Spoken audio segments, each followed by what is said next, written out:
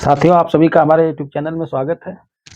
आप सभी बंधुओं के लिए हम जो पाठ्यक्रम चला रहे हैं उस कड़ी में आज से हम हिंदी साहित्य का इतिहास भी साथ में चला रहे हैं, साथ में भारतीय काव्य शास्त्र, पाश्चात्य काव्य शास्त्र और नाट्य शास्त्र। साथ में ही पहले से हमारी जो वीडियो चल रही है वो है हिंदी भाषा की उत्पत्ति एवं उसका विकास। तो हिंदी भाषा की उत्पत्ति एवं विकास लगभग आधा से ज़्यादा हमने बता दिया है और हिंदी साहित्य का इतिहास हम शुरू करने जा रहे हैं। एक वीडियो हमने डाल दिया है जो इतिहास और साहित्य इतिहास के बारे में हमें विस्तृत जानकारी दिया है जिनसे प्रश्न बनते हैं। उसके बाद आज अगली वीडियो हम आपको डालने जा रहे हैं साहित्य इतिहास। जो साहित्य का इतिहास है, हिंदी साहित्य का इतिहास, इसकी लेखन की पद्धतियां कौन-कौन सी होती हैं। आज का प्रकरण हमारा इसी पर रहेगा। आज हमने जो लिया है प्रकरण उसमें हिंदी साहित्य इतिहास लेखन की पद्धतियां। तो यह जान लीजिए अभी तक जितने भी विद्वान मिले हैं सबने जो वर्णन किया है इनमें अब तक के 4 हिंदी साहित्य लेखन के पद्धतियों को विशेष रूप से महत्व मिला है। तो आपसे जान लीजिए कि हिंदी साहित्य लेखन की पद्धतियां 4 पद्धतियां हैं। वो कौन-कौन सी आइए जान लीजिए और कौन-कौन से लेखक हैं जिन्होंने अपने इतिहास उस किन पद्धतियों में लिया है। जैसे रामचंद्र शुक्ल ने किस पद्धति का प्रयोग किया है, नागेंद्र सिंह ने किस पद्धति का प्रयोग किया है, बच्चन सिंह ने किया है, गारसा दत्तासी, ग्रियर्सन है, सेंगर जी हैं, गिरीश सिंह इत्यादि जो लेखक जो साहित्य इतिहास के लेखक रहे हैं उन्होंने किन-किन पद्धतियों का प्रयोग किया है इसके बारे में जान लीजिए कि पद्धतियां कौन सी होती हैं, उनका प्रयोग उसके प्रयोगकर्ता कौन-कौन से हैं। तो सबसे पहला हिंदी साहित्य लेखन की पद्धति पहला है वर्णानुक्रम। वर्णानुक्रम लेखन पद्धति। तो वर्णानुक्रम लेखन पद्धति, वर्णानुक्रम पद्धति, इस पद्धति का प्रयोग जो इतिहासकार रहे हैं, साहित्य इतिहास लेखक, इसमें गारसा दत्तासी, गारसा दत्तासी तथा शिव सिंह सेंगर, शिव सिंह सेंगर ये प्रसिद्ध राइटर रहे हैं, हिंदी साहित्य के राइटर रहे हैं, साहित्य इतिहास लेखक रहे हैं, जिन्होंने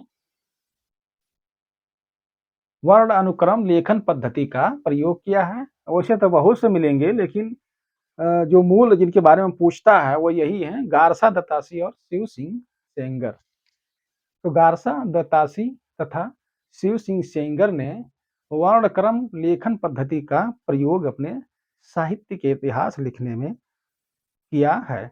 गारसा दत्तासी ने अंग्रेजी वर्णक्रम में लिखा है, इन्होंने अंग्रेजी, और शिव सिंह सेंगर ने हिंदी वर्णक्रम में लिखा है। ठीक है, गारसा दत्तासी ने अंग्रेजी वर्णक्रम का प्रयोग किया है हिंदी साहित्य के लिखने में। अंग्रेजी वर्णक्रम से मतलब ये हुआ कि जो भी रचनाकार रहे हैं, उनकी रचनाएं रही हैं, जो भी रचनाकार हैं उनके रचनाकारों का जो नाम है उस नाम के पहले अक्षर का प्रयोग इन्होंने रचनाकारों के विशेषताओं के बारे में, उनके रचनाओं के बारे में बताने के लिए या उनकी जीवनी को बताने के लिए इन्होंने प्रयोग किया है। तो जैसे अंग्रेजी ए से जेड तक हो गई और कोई लेखक मान लीजिए आर है तो आर आर वाले एक में हो गए, ए वाले एक में हो गए, बी वाले एक में हो गए। इन्होंने रचनाकारों के नाम के पहले अक्षर का अपने लेखन पद्धति में प्रयोग किया है। तो गारसा दत्तासी ने अंग्रेजी वर्णों का प्रयोग किया है और शिव सिंह सेंगर ने हिंदी में लिखा है, हिंदी वर्णों का प्रयोग किया है। अर्थात इस पद्धति में, वर्णक्रम लेखन पद्धति में, रचनाकारों का विवरण, उनके नाम के, इसमें रचनाकारों का विवरण, रचनाकारों का विवरण, उनके नाम, उनके नाम के प्रथम, नाम के प्रथम वर्ण क्रम, वर्ण क्रम से लिखा है। तो देखिए रचना इस पद्धति में, ठीक है, वर्णक्रम पद्धति में रचनाकारों का विवरण, जो भी रचनाकार हैं उनके नाम के प्रथम वर्ण के क्रम में उनके बारे में विशेषताएं, उनके बारे में बताया है। इसे ऐतिहासिक दृष्टि से असंगत माना गया है। यह पद्धति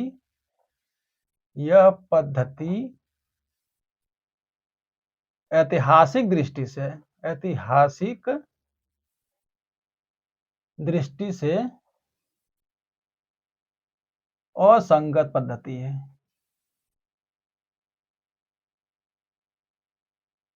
ठीक है, यह पद्धति ऐतिहासिक दृष्टि, क्योंकि इसमें ऐतिहासिक जो इस पद्धति में जो लिखते हैं रचनाकार उनके रचनाओं के बारे में, उसमें जो ऐतिहासिकता की बात आती है उसमें शुद्धता नहीं आ पाती है, क्योंकि काल तो जरूरी है। काल कौन किस काल में हुआ है, कालक्रम भी होना चाहिए। और नाम नाम से अगर लिखेंगे तो हो सकता है कोई व्यक्ति नाम का बाद में पैदा हो, उसको पहले लिख दिए होंगे, या पहले पैदा हो बाद में लिख दिए होंगे। तो इसमें ऐतिहासिकता की दृष्टि से असंगतता पाई जाती है। यह पद्धति वर्णक्रम पद्धति ऐतिहासिक दृष्टि से असंगत पद्धति है। यह शब्दकोश लेख की तरह होती है। प्रश्न इसी तरह से बनेगा कि यह ऐतिहासिक दृष्टि से संगत पद्धति है या नहीं है।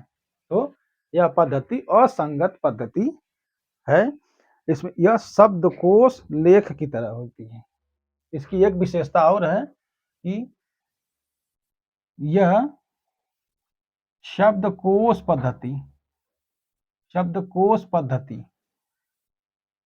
शब्दकोश लेख की तरह होती है, लेख की तरह होती है। तो यह पद्धति जो है शब्दकोश लेख की तरह होती है। तो इतनी विशेषताएं हैं वर्णक्रम पद्धति की। वर्णक्रम पद्धति में डॉक्टर गारसा दत्तासी और शिव सिंह सेंगर ने लिखा है। तासी ने अंग्रेजी भाषा में और शिव सिंह सेंगर ने हिंदी में लिखा है। रचनाकारों का विवरण उनके नाम के प्रथम वर्ण क्रम में लिखा जाता है। यह ऐतिहासिक दृष्टि से असंगत है और यह शब्दकोश लेख की तरह होती है। दूसरी पद्धति है इतिहास लेखन की पद्धति। दूसरी पद्धति कौन सी? कालानुक्रम पद्धति। कालानुक्रम पद्धति यह पद्धति है। तो कालानुक्रम पद्धति, रुकिए लिख देते हैं बढ़िया से। पद्धति फिर गड़बड़ा गया, यहाँ लगेगा ये। तो कालानुक्रम पद्धति जॉर्ज ग्रियर्सन तथा मिस्र बंधुओं ने इस पद्धति का प्रयोग किया है। जॉर्ज ग्रियर्सन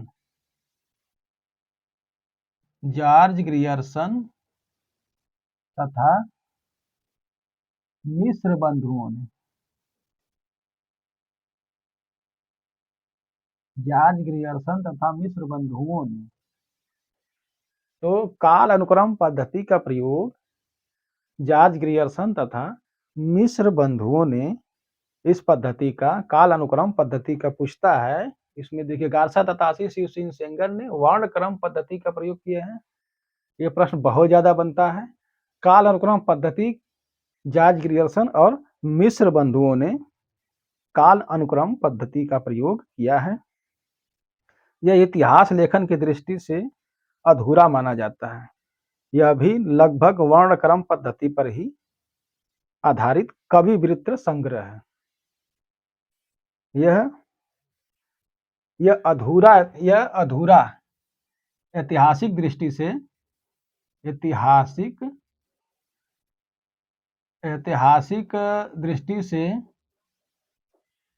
अधूरी पद्धति है। ठीक है, अधूरी पद्धति है। ऐतिहासिक दृष्टि से यह पद्धति अधूरी पद्धति है। यह भी वर्णक्रम के अनुसार, यह भी लगभग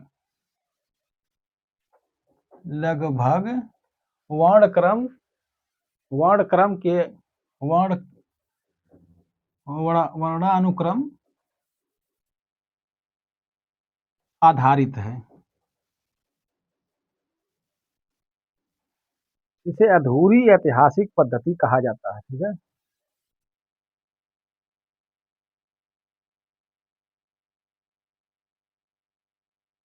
तो काल अनुक्रम पद्धति का प्रयोग जॉर्ज ग्रियर्सन तथा मिस्र बंधुओं ने किया है। ऐतिहासिक दृष्टि से यह अधूरी पद्धति है।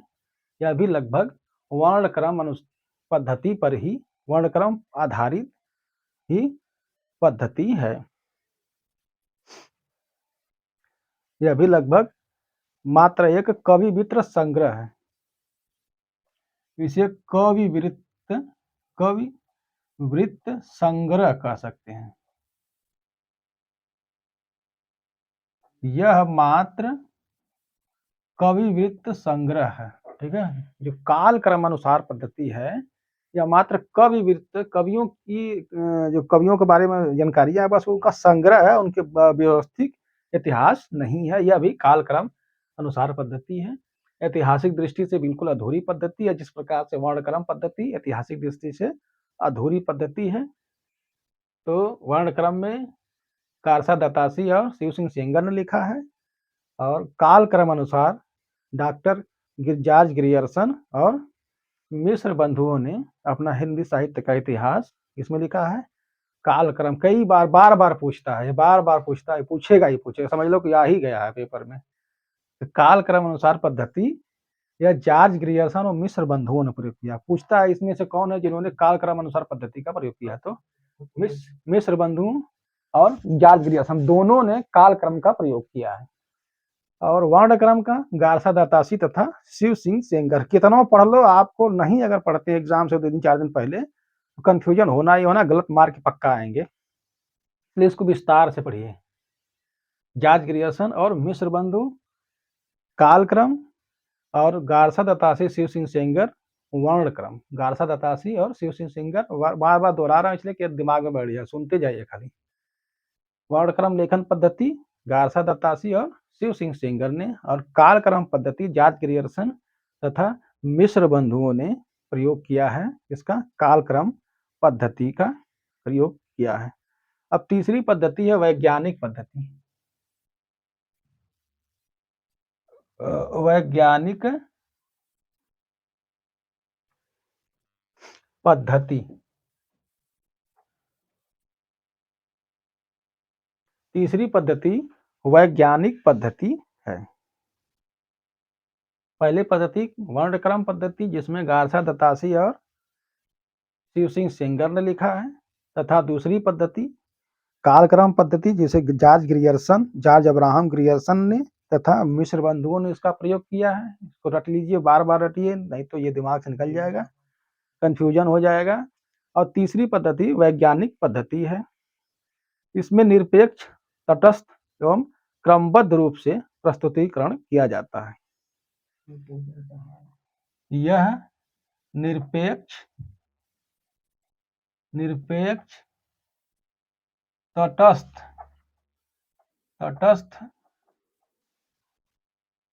तथा क्रमबद्ध पद्धति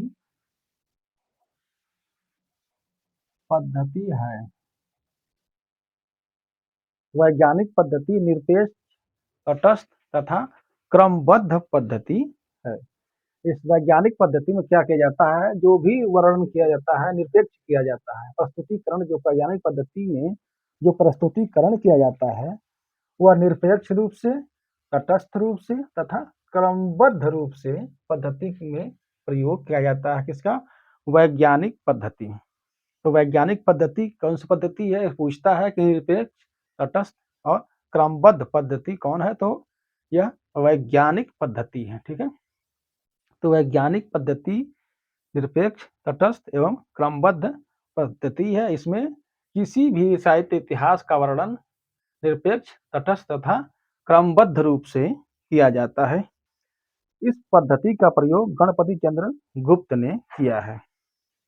इसमें तथ्य संकलन, व्याख्या और विश्लेषण किया जाता है और इसी कारण यह अपरिपक्व पद्धति है। तथा यह अपरिपक्व है, अपरिपक्व पद्धति है। यह अपरिपक्व पद्धति है।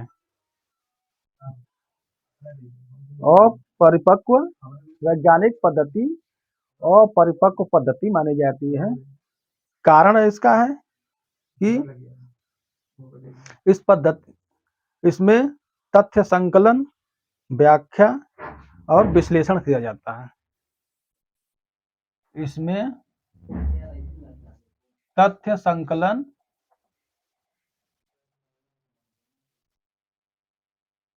इसमें तथ्य का संकलन किया जाता है, व्याख्या किया जाता है और विश्लेषण किया जाता है।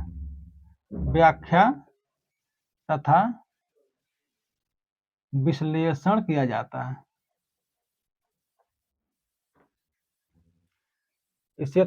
इसमें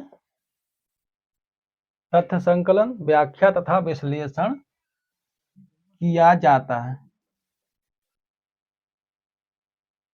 इसीलिए इसमें तथ्य संकलन, व्याख्या तथा विश्लेषण किया जाता है, इसीलिए यह अपरिपक्व पद्धति है। इसमें देखिए नेट जा रहा पूछता है इस तरह से प्रश्न कि कारण का उसमें दे देगा तो पूछेगा कि यह अपरिपक्व पद्धति है। कारण यह तथ्य संकलन, व्याख्या तथा विश्लेषण इसमें किया जाता है। इसमें तथ्य संकलन, व्याख्या तथा विश्लेषण किया जाता है, इसलिए वैज्ञानिक पद्धति अपरिपक्व पद्धति है। यह निरपेक्ष, तटस्थ तथा क्रमबद्ध पद्धति है। तो वैज्ञानिक पद्धति का प्रयोग गणपति चंद्र गुप्त ने अपने हिंदी साहित्य का इतिहास लिखने में प्रयोग किया है। इसका प्रयोग गणपति चंद्रगुप्त, जो प्रश्न पूछता है वैज्ञानिक पद्धति का, तो वैज्ञानिक पद्धति का हिंदी साहित्य के इतिहास लिखने में गणपति चंद्रगुप्त ने प्रयोग किया है। तो एक बार और सुन लीजिए, वैज्ञानिक पद्धति यह निरपेक्ष पद्धति है, यह तटस्थ पद्धति है तथा क्रमबद्ध पद्धति है। यह अपरिपक्व पद्धति है। क्यों? क्योंकि इसमें तथ्य संकलन किया जाता है, व्याख्या किया जाता है तथा विश्लेषण किया जाता है, इसीलिए यह अपरिपक्व पद्धति है। इसे वैज्ञानिक पद्धति कहते हैं। इस पद्धति का प्रयोग गणपति चंद्रगुप्त ने अपने हिंदी साहित्य के इतिहास लिखने में किया है। चौथे नंबर पर आता है विधेयवादी पद्धति। सर्वश्रेष्ठ पद्धति यही पद्धति है, विधेयवादी पद्धति। विधेयवादी पद्धति को सबसे श्रेष्ठ पद्धति कहा गया है। साहित्य इतिहास लेखन की जो पद्धति है, उस पद्धति में सर्वश्रेष्ठ पद्धति कौन है? विधेयवादी पद्धति। तो विधेयवादी पद्धति के बारे में जान लीजिए, यह क्या है। इस पद्धति को फ्रेंच विद्वान तेन ने सुव्यवस्थित रूप प्रदान किया था। इसे फ्रेंच विद्वान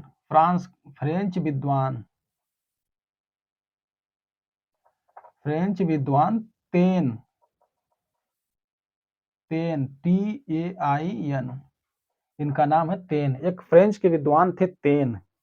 उन्होंने ही इस पद्धति को व्यवस्थित रूप प्रदान किया। इसे फ्रेंच विद्वान तेन ने व्यवस्थित रूप प्रदान किया।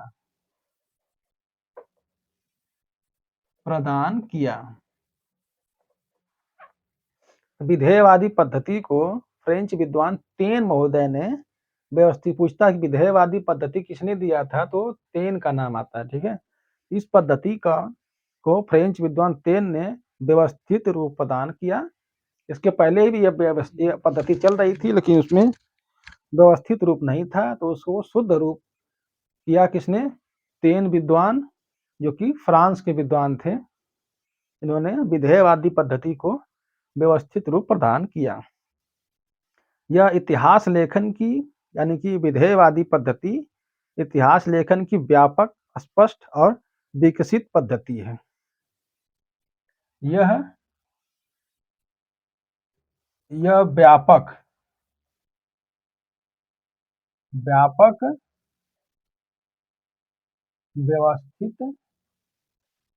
व्यवस्थित इन शब्दों के लिए, क्योंकि शब्द ये नेट जा रहे में पूछता है। यह व्यापक, व्यवस्थित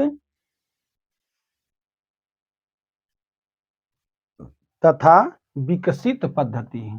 तथा विकसित पद्धति है। यह व्यापक पद्धति है, व्यवस्थित पद्धति तथा विकसित। विधेयवादी पद्धति को व्यापक पद्धति कहा गया है। ये इस तरह का प्रश्न बनता है, इसमें डाल देगा व्यापक, तो छोटे छोटे शब्द हैं, फंसा देंगे, तो याद रखिएगा। विधेयवादी पद्धति व्यापक पद्धति है, व्यवस्थित पद्धति है। यह व्यवस्थित पद्धति है तथा यह इसे विकसित पद्धति कहा जाता है। तो विधेयवादी पद्धति को व्यवस्थित रूप प्रदान किया था फ्रेंच विद्वान तेन ने, और यह व्यवस्थित, व्यापक और विकसित पद्धति है। इसके द्वारा साहित्य के इतिहास के विकास प्रक्रिया को स्पष्ट किया जा सकता है। यह स्पष्ट पद्धति है। यह स्पष्ट कारी पद्धति है, ठीक है। इसमें क्या होता है? स्पष्टकारी मतलब क्या होता है कि यह किसी भी जो इतिहास लेखन इसमें जो भी किया जाएगा उसमें बिल्कुल स्पष्ट होगा, कहीं कुछ अस्पष्टता नहीं समझ में आएगी, कि नहीं कहीं कोई कंफ्यूजन रह जाएगा, कोई दिक्कत आपको कहीं नहीं होगी समझने में, क्योंकि यह व्यवस्थित है, व्यापक है और विकसित है। इसीलिए यह स्पष्टकारी पद्धति है। हिंदी में सर्वप्रथम डॉक्टर रामचंद्र शुक्ल ने इस पद्धति का प्रयोग किया था। यह पूछता है कि विधेयवादी पद्धति हिंदी साहित्य के इतिहास लिखने में सर्वप्रथम किसने प्रयोग किया था? तो डॉक्टर रामचंद्र शुक्ल ने विधेयवादी पद्धति का प्रयोग हिंदी साहित्य का इतिहास लिखने में किया था। सर्वप्रथम लिख लीजिए, सर्वप्रथम इस पद्धति का प्रयोग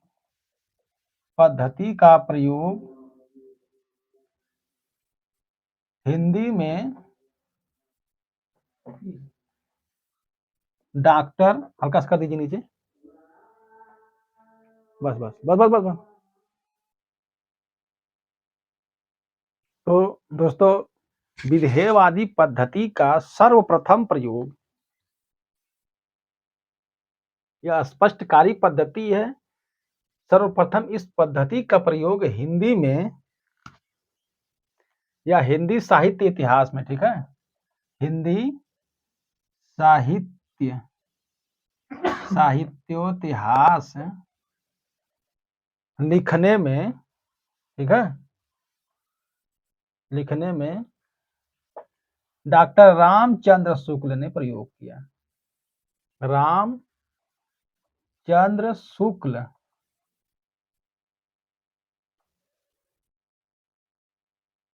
ठीक है, तो लिख लीजिए, हाथ पकड़ दिए हैं।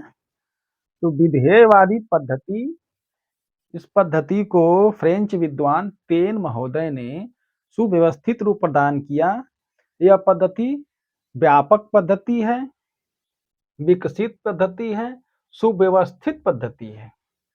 यह स्पष्टकारी पद्धति है, क्योंकि विधेयवादी पद्धति में जो भी लिखा जाता है सामने वाले पाठक को सब कुछ स्पष्ट रूप से समझ में आ जाता है, और इतिहास की सारी जानकारियां व्यवस्थित रूप से, क्रम से मिल जाती हैं। इसलिए विधेयवादी पद्धति को स्पष्टकारी पद्धति कहा जाता है। यह सब कुछ स्पष्ट कर देती है यह पद्धति। विधेयवादी पद्धति का प्रयोग सर्वप्रथम हिंदी साहित्य इतिहास लिखने में डॉक्टर रामचंद्र शुक्ल ने इस पद्धति का प्रयोग किया है। डॉक्टर रामचंद्र शुक्ल ने सबसे पहले विधेयवादी पद्धति का प्रयोग हिंदी साहित्य के इतिहास में लिखने में किया। प्रश्न एक बार यह भी बना था कि विधेयवादी पद्धति का प्रयोग हिंदी साहित्य के लिखने में दूसरे नंबर पे कौन से आते हैं, तो दूसरे नंबर पे आते हैं रामस्वरूप चतुर्वेदी और बच्चन सिंह। इसके बाद रामस्वरूप चतुर्वेदी तथा बच्चन सिंह। ठीक है, इसके बाद रामचंद्र शुक्ल के बाद रामस्वरूप चतुर्वेदी और बच्चन सिंह ने भी विधेयवादी पद्धति का अपने लेखन में प्रयोग, साहित्य इतिहास लेखन में प्रयोग किया है। तो एक बार और कहिए, दोहरा देते हैं। ये हो गया हिंदी साहित्य के लेखन की परंपरा, पद्धति, लेखन की परंपरा। इसके बाद हम चलाएंगे तो चारों पद्धति एक बार और बोल दे रहा हूँ। वर्ण क्रम लेखन पद्धति, हिंदी साहित्य इतिहास लेखन की पद्धतियों में वर्ण अनुक्रम पद्धति। इसमें सुनिए, केवल आंख बंद करके सुनेंगे, याद हो जाएगा। तो वर्ण क्रम पद्धति में का प्रयोग गारसा दत्तासी तथा शिव सिंह सेंगर ने किया। वर्ण अनुक्रम पद्धति का सुनिए केवल इसको।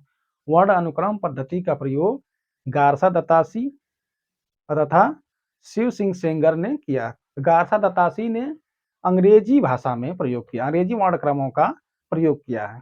तो वर्ण अनुक्रम पद्धति में जो रचनाकार थे, जिनके बारे में जानकारी देना है, उन रचनाकारों के नामों के पहले अक्षर को वर्ण क्रम अनुसार लिया गया है। तो डॉक्टर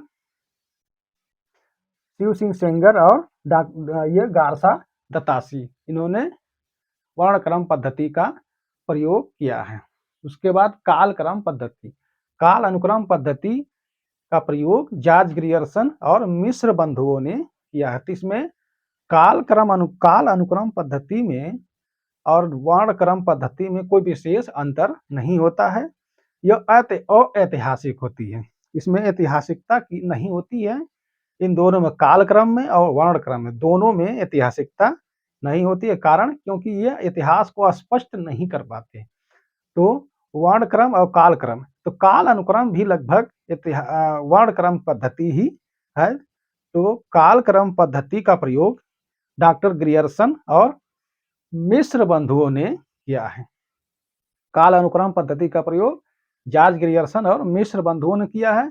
तीसरा है वैज्ञानिक पद्धति। वैज्ञानिक पद्धति का प्रयोग गणपति चंद्र ने किया है। गणपति चंद्र, देखिए, काल अनुक्रम पद्धति को अधूरी पद्धति कहा जाता है क्योंकि ऐतिहासिकता को स्पष्ट नहीं कर पाती है। उसी तरह से वर्ण क्रम भी पद्धति अधूरी पद्धति है। ठीक है, वर्ण क्रम और काल क्रम लगभग दोनों एक ही है, थोड़ी बहुत अंतर है, और दोनों अस्पष्ट पद्धति हैं। किसमें? ऐतिहासिक दृष्टि से दोनों अस्पष्ट पद्धति। नेट यार पे पूछता है कि ऐतिहासिक दृष्टि से यह अस्पष्ट पद्धति है, क्यों? कारण कथन इस तरह से देगा। तो वर्ण क्रम, काल क्रम हो गया। वैज्ञानिक पद्धति, वैज्ञानिक पद्धति में निरपेक्ष, तटस्थ तथा क्रमबद्धता पाई जाती है। इसमें कोई भी मैटर निरपेक्ष लिखा जाता है, तटस्थ लिखा जाता है और क्रमबद्ध रूप से लिखा जाता है। यह अपरिपक्व पद्धति है कहा जाता है। वैज्ञानिक पद्धति को पक्व यानी कि विकसित पद्धति नहीं कहा जाता है। देखिए, पूछता है वैज्ञानिक पद्धति, आप तुरंत मार के ले आएंगे वैज्ञानिक पद्धति क्या विकसित पद्धति है? साफ साफ मार के चले आएंगे, पक्का मारेंगे वैज्ञानिक पद्धति विकसित पद्धति है। नहीं, ये अविकसित पद्धति है। वैज्ञानिक पद्धति यह अपरिपक्व पद्धति है। क्यों है? क्योंकि इसमें तथ्यों का संकलन करना पड़ता है, फिर व्याख्या, तब जाकर विश्लेषण होता है। यह बहुत लंबी हो जाती है और पाठक को समझने में कठिनाई होने लगती है, और जो समझता है समझते समझते तब तक वह किताब बंद करके बर रख देता है दूसरी तरफ। इसलिए ये अस्पष्ट पद्धति है। इसमें निरपेक्ष, वैज्ञानिक पद्धति में निरपेक्ष, तटस्थ तथा क्रमबद्ध का प्रयोग किया जाता है।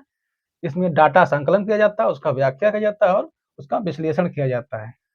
वैज्ञानिक पद्धति का प्रयोग गणपति चंद्र गुप्त ने किया है। विधेयवादी पद्धति को सबसे स्पष्ट पद्धति या ऐतिहासिक दृष्टि से बिल्कुल स्पष्ट पद्धति कहा जाता है, इसलिए इसको स्पष्टकारी पद्धति के नाम से भी जानते हैं। इसमें व्यापकता होती है, किसी मैटर को समझने के लिए पूरा जितना चाहिए उतनी जानकारी होती है और व्यवस्थित होता है, 1 2 3 4 के क्रम में चलता है और यह विकसित पद्धति होती है। विधेयवादी पद्धति का व्यवस्थित रूप तेन महोदय जो फ्रेंच विद्वान थे इन्होंने किया था। इस पद्धति का प्रयोग यानी विधेयवादी पद्धति का प्रयोग सर्वप्रथम हिंदी साहित्य इतिहास लेखन में डॉक्टर रामचंद्र शुक्ल ने इस पद्धति का प्रयोग किया था। उसके बाद राम स्वरूप चतुर्वेदी तथा बच्चन सिंह ने इस पद्धति का प्रयोग किया। तो ये 4 लेखन पद्धतियां हैं साहित्य इतिहास की, इसको पढ़ लीजिए। इसमें से एक प्रश्न आना ही आना है, चाहे नेट हो, चाहे जेआरएफ हो, चाहे टीजीटी हो, चाहे पीजीटी हो, असिस्टेंट प्रोफेसर कहीं भी हो, किसी भी राज्य का हो, आना ही आना है। एक बार आप सभी से निवेदन है, मेरे चैनल को लाइक सब्सक्राइब करिए और अगली वीडियो में मिलते हैं।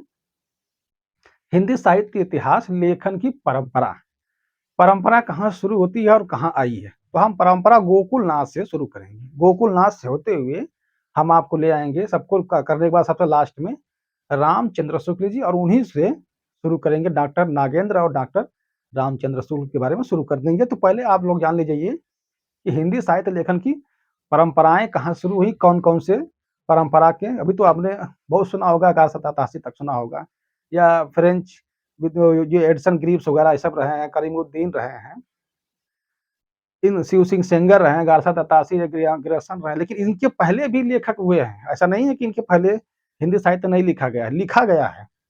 तो किस रूप में कैसे लिखा गया, शुरुआत कहाँ, इसका इतिहास क्या है, तो कौन-कौन से रहे हैं जो महत्वपूर्ण रहे, जिनसे जिनको लेकर के शिव सिंह सेंगर ने कहीं लिखा, कहीं गारसतासी ने लिखा। हाँ, तो इनके बारे में विस्तार से चलेंगे। तो अगली वीडियो हमारी होगी हिंदी साहित्य लेखन की परंपरा, साहित्य इतिहास लेखन की परंपरा। परंपरा में सबसे पहले परंपरा हम शुरू करेंगे गोकुलनाथ जी से। मिलते हैं अगली वीडियो में, तब तक के लिए नमस्कार।